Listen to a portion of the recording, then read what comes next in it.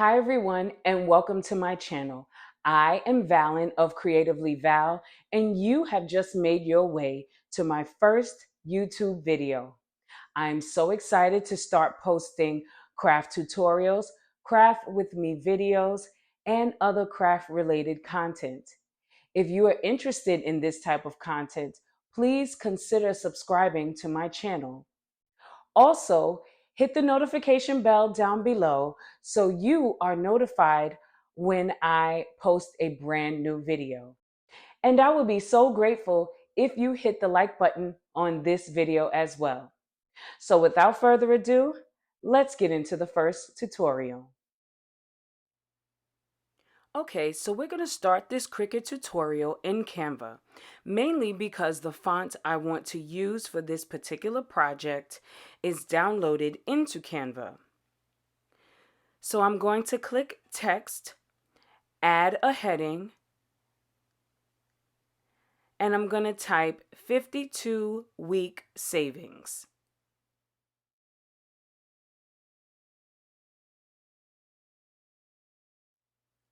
I'm going to add another text box and type the word jar.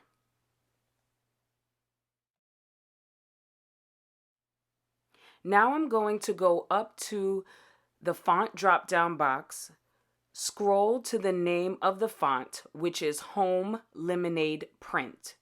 So let me explain this really quickly. Usually, when you download fonts to your computer, you can access them in Design Space. But this particular font has print and script options. But for some reason, Design Space would not download both of them. This is why I downloaded them into Canva so I could use the font I wanted to use for this project. So I'm going to click on Print, then click on Jar, and select Home Lemonade Print again.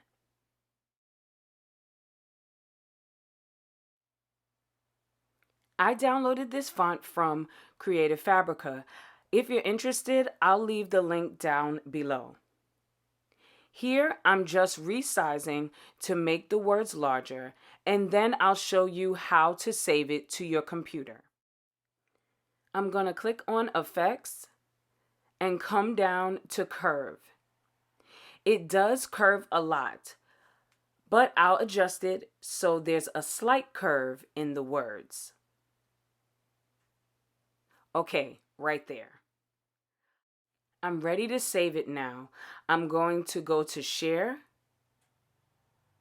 click Download, then go to File Type. You could save it as a PNG, but for the Cricut to cut it out, it needs to be saved as an SVG. So we're going to click on SVG and Transparent Background. Then click Download. Once you see the confetti, it has been saved to your computer. So we're going to go out of Canva and into Design Space. Now that we're in Design Space, we need to upload the image we just saved. So I'm going to click Upload in the left panel, then Upload Image. You may have seen that it's already uploaded.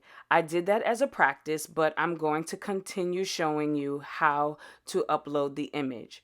So click Browse. This is where you would find your design. Mine is here, then I click Open. Go down to the right corner of your computer and click Upload. All of your uploaded images will appear here. Select the one you want and then click Add to Canvas down on the right. Since I already had it uploaded, I'm going to click Cancel, then go to My Stuff at the top, select the saved project, and click Customize. Now that you have the image in Design Space, you could make sizing adjustments. But I want to give you an idea of how to create this particular design here in Design Space. You would go over to the left panel, select text, then type in 52-week savings.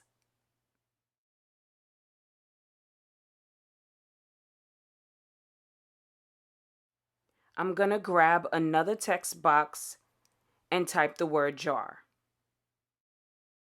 To change the font, you would want to go up to the top where it says font, click on the drop-down box, and choose whichever font you'd like. As you can see, there are several options.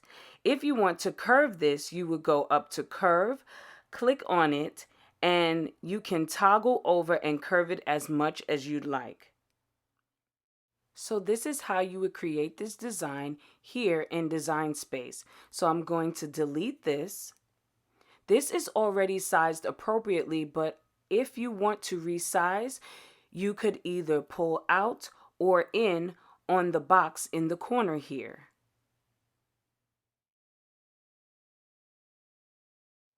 You can also go up to where it says size and type in your width or height depending on which one you are starting with.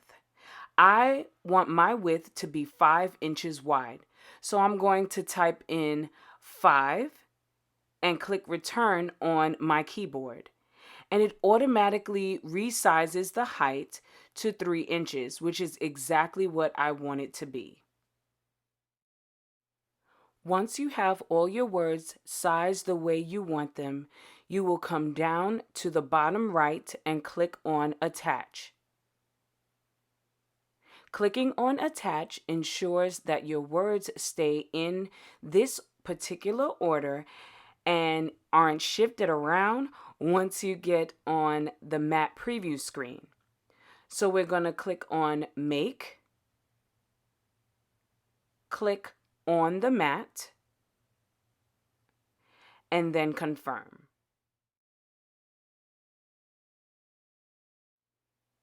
And you see your image looks exactly the way it was on the canvas in the previous screen.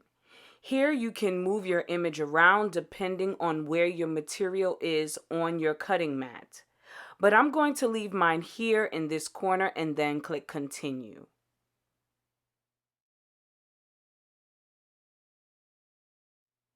On this screen, you will choose your cut setting. This tells your Cricut how to cut out your material. I usually use Premium Vinyl Permanent Glossy for adhesive vinyl. I'm using removable vinyl for this project, but I still find that this setting works well for me. However, be sure to do a test cut before cutting the entire design. I would suggest using a star as your test cut image. So we're going to click this one, and down here it tells you that you should have your fine point blade loaded into clamp B of your Cricut. From here, you will load your cutting mat into your machine and press the blinking button. Okay, I have already cut out my design and I need to weed it. So I'm going to start in the corner here and make sure I don't lose any pieces in the process.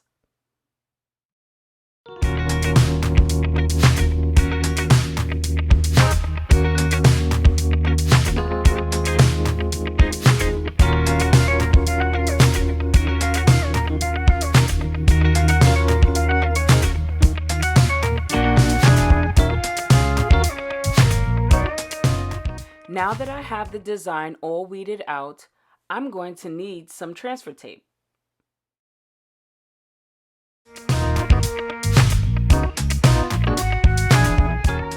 These scissors I've had for many years. When I looked them up to put the information down in the description box of this video, I was reminded that they are fabric scissors only. When I originally bought them, that's what I was using them for. But I don't use fabric for crafting these days, so I use these as my everyday crafting scissors. I wanted to make that known just in case you look these up.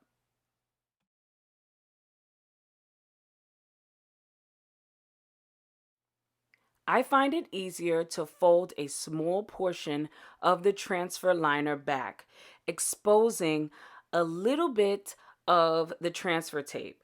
This way, the transfer tape won't prematurely touch the vinyl and possibly ruin your design. It just gives you better control over the transfer tape.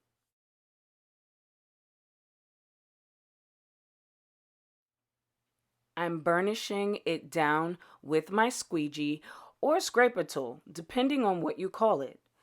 I also burnish the back. You may find that other crafters do the same. Cutting off the excess transfer tape and liner tends to make it easier when you are applying the design to your blank.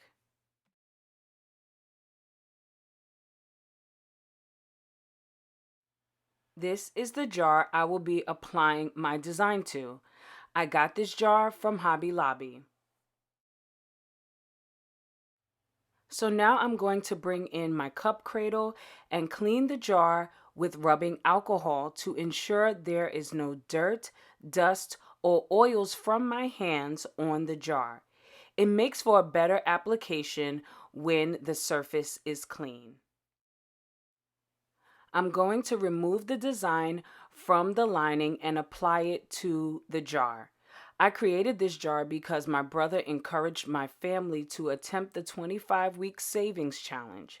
This is one of those savings challenges that have been floating around the internet for several years now. If you're interested, I can link it down below. I'm using removable vinyl for this project because it isn't something that will have liquid in it or get wet. So it should last a long time.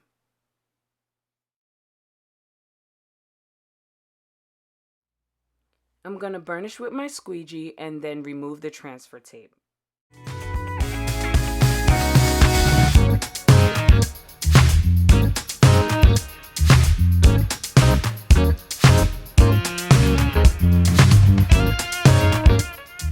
And we're done. I hope this tutorial helps all the beginners out there.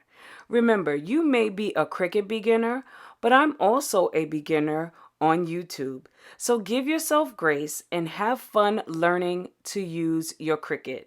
Thank you so much for watching. Please like this video, comment below, and consider subscribing. If you do, don't forget to hit that bell down below so you know when I post another video. See you in the next one. Later.